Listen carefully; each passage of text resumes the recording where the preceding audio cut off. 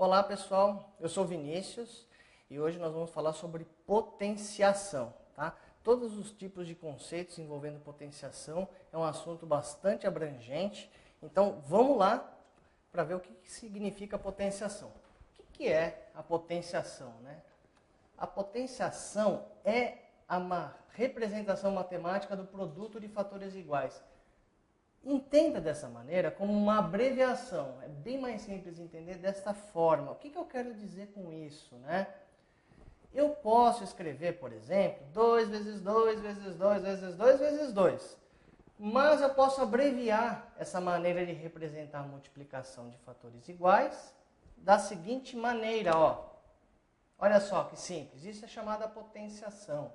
Ou seja, o fator que eu estou multiplicando com ele mesmo, que no caso é o 2, eu vou chamar de um determinado nome, já já. E a quantidade de vezes que este fator é multiplicado por ele mesmo, que no nosso exemplo é 5, eu coloco aqui, ó, como esse número que está aqui ao lado do 2, mas um pouco mais em cima, tá? Então, primeira coisa, vamos entender quem que é cada um nessa representação. Ó, o 2 é chamado de base da potência, ou seja, é o fator que eu quero multiplicar por ele diversas vezes. É a base. O 5 é o expoente, ou seja, a quantidade de vezes que eu estarei multiplicando o 2 por ele mesmo, tá certo? Então eu tenho base e eu tenho expoente. Vamos continuar. Ou seja, isso eu acabei de falar para vocês, então o expoente o que é? É o número de vezes em que a base é multiplicada com ela mesma. Tá bom? Considerações muito importantes. Olha, expoentes pares sempre fornecem números positivos. Nós vamos mostrar algumas situações em que não acontece isso. Mas entenda que quando eu falo de expoentes pares, eu estou envolvendo um número que pode ser tanto positivo quanto negativo, tá certo? Olha um exemplo que eu estou passando aqui para vocês. Ó. Menos 2 elevado ao quadrado. Né? Quando aparece esse 2... a gente fala que está sendo elevado ao quadrado, ou seja, ou menos 2 elevado a 2, é a mesma coisa. Observe que, qual que é o fator que está sendo multiplicado por ele mesmo? O menos 2, inclusive o sinal, tá certo? Lembrando que multiplicação de números negativos dá positivo, então menos 2 ao quadrado é 4. Cuidado! Olha como que eu fiz a representação do menos 2 elevado ao quadrado. Eu não estou elevando o sinal também ao quadrado neste segundo exemplo aí. Eu estou elevando apenas o 2. Observe que não tem parênteses. O parênteses modifica a prioridade de operação, certo? Então, quando você coloca menos 2 entre parênteses, que é o exemplo de cima, o primeiro, você está falando o seguinte, ó, considere tudo aqui dentro do parênteses, o 2 e o sinal negativo. No exemplo de baixo, eu não estou colocando nenhum parênteses. Isso significa que apenas o 2 está sendo elevado ao quadrado, tá vendo? O menos não entra na jogada. Então, menos 2 elevado ao quadrado sem ter o parênteses é a mesma coisa que menos 4. Ou seja, pessoal, os expoentes pares só fornecem números positivos apenas se eu considero como parte da operação o sinal de menos também, na potenciação. Vamos continuar. Agora, os expoentes ímpares podem fornecer tanto números positivos quanto negativos. Aí, isso independente de quem está dentro do parênteses ou não. Os ímpares fornecem ambos os resultados. Olha só esse exemplo aqui, ó. O menos 4 está sendo elevado ao cubo e como o parênteses está envolvido na jogada, o menos está dentro do parênteses, portanto, ele participa da operação de potenciação. Então, ficou menos 4 vezes menos 4 vezes menos 4. Só que 3 vezes, né? 3 multiplicações consecutivas. Então, vou até mostrar aqui para vocês rapidamente. Isso aqui, ó, menos 4 com menos 4, fornece um resultado positivo. E o último fornece o resultado negativo novamente, tá certo? Então, aqui, ó, eu tenho a multiplicação que fornece o positivo, como exemplo anterior, e depois a multiplicação negativa, que dá menos 64. Ficou confuso, né? Vamos simplificar isso? Quando é expoente ímpar, com um número negativo e o negativo envolvido na potenciação, fornece negativo. Simples assim. Bom, quais os cuidados que nós temos que verificar então? Se o sinal participa ou não da operação de potenciação, certo? Se ele participa, então você tem que verificar se o expoente é positivo ou negativo. Tá certo? Olha lá. No nosso caso, o sinal aqui está envolvido na operação por causa do parênteses. Então, menos 5 ao quadrado deu mais 25 mesmo. Agora, no exemplo abaixo, menos 5 ao quadrado, o sinal não está participando da operação. Está fora. Apenas a base está sendo elevada ao quadrado, que é o 5. Então, deu menos 25. Então, são cuidados que você precisa tomar na hora de efetuar as operações com potenciação. Bom, vamos lá. No caso, então, eu estou deixando bem claro que acima, no exemplo 2, o sinal não participa da potenciação, porém, no exemplo 1 participa, porque o parênteses englobou o sinal também. Tá certo? Olha lá. O parênteses determina quem participa ou não da potenciação.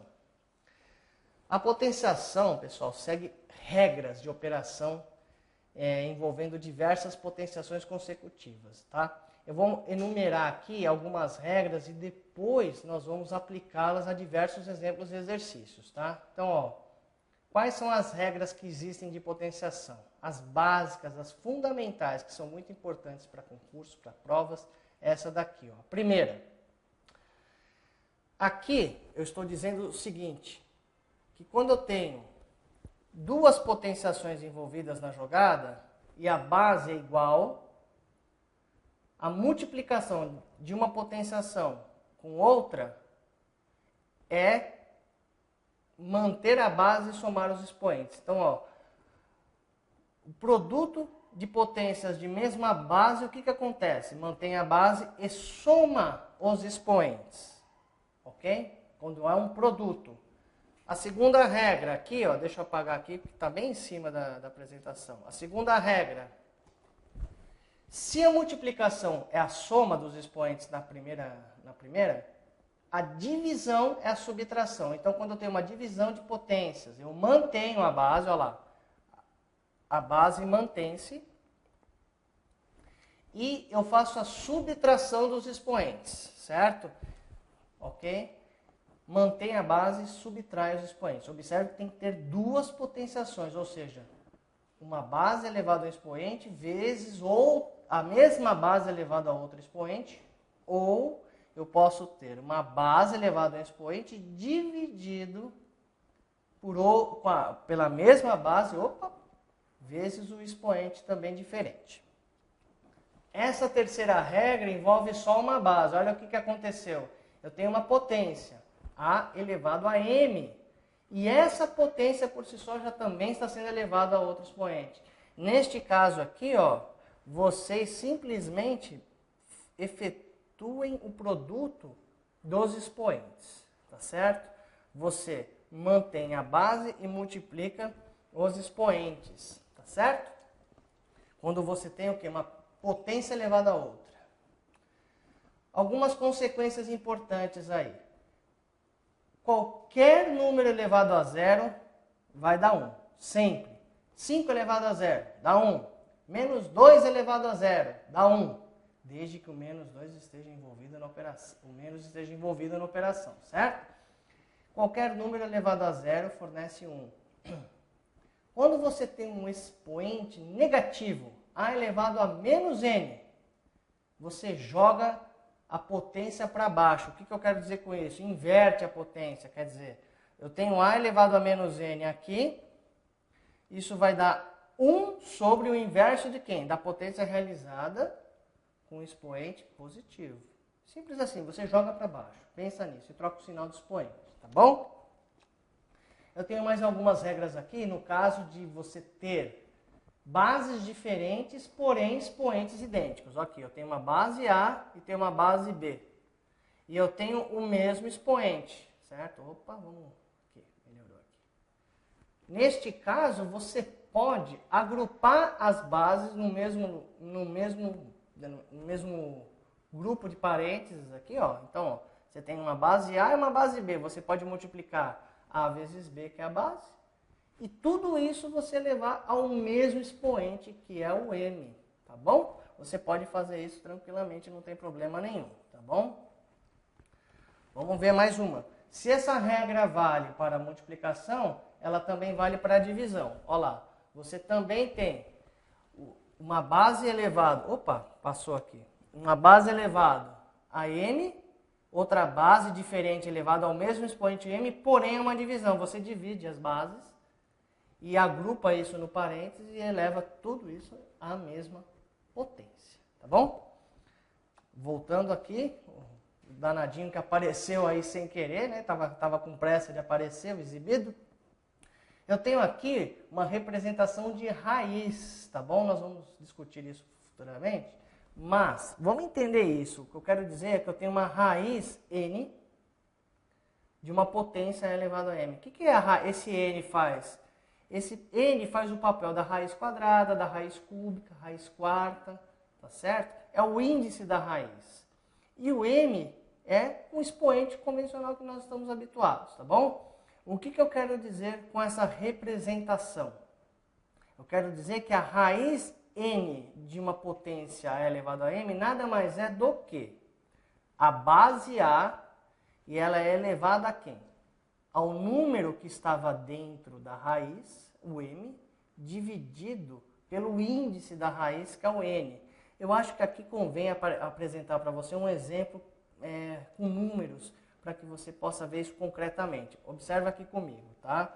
Vamos supor que eu queira escrever isso daqui, raiz quinta de 6 elevado a 7. Tá certo?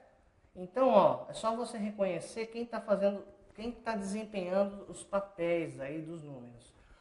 O n é o que está na terna da raiz, ó, que no nosso caso é o 5. A base é o a, e que no nosso caso desse exemplo é o 6. E o m, que é o expoente que eu elevo a base, é o 7. Então eu vou escrever aqui, você mantém a base, coloca o expoente em cima. Opa, vamos resolver isso já. Generalizei aqui. Eu coloco o expoente dessa base, que é o 7, e aí tem a fração. Quem que é o índice da raiz é o 5, eu coloco ele no denominador. Simples assim, tá bom?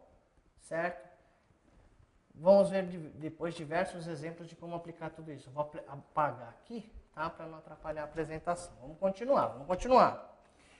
E aqui, ó, eu tenho uma representação bem, parece que é bem complicada, mas não é não. É um caso de, se eu estivesse extraindo a raiz n do caso 6, que está aqui, ó.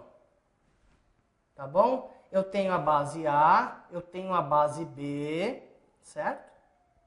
E eu tenho o expoente da base A, que é M, e o expoente da base B, que é P. Então, é como se eu pegasse a raiz e jogasse para cada um. Eu fizesse uma distribuição dessa raiz.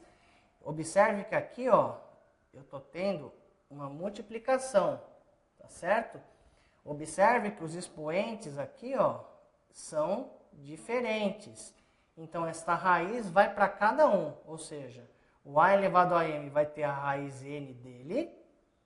E o B elevado a P também vai ter a raiz. Então, tem contextos onde nós podemos utilizar esse tipo de representação, tá certo? Vamos avançar e pegar aqui, ó, alguns exemplos práticos, que aí fica um pouquinho mais consolidado o que nós queremos passar para vocês. Olha só, eu quero simplificar essa expressão, certo? O que é simplificar essa expressão? Ao invés de eu escrever como um produto de duas potências, eu quero escrever como um produto de uma única potência.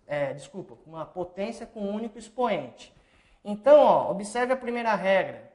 Eu tenho 3 elevado ao cubo vezes 3 elevado a 5. Significa que a base é igual. Se a base é igual, então, ó, 3 elevado ao cubo vezes 3 elevado a 5 cai naquela primeira regra de potenciação.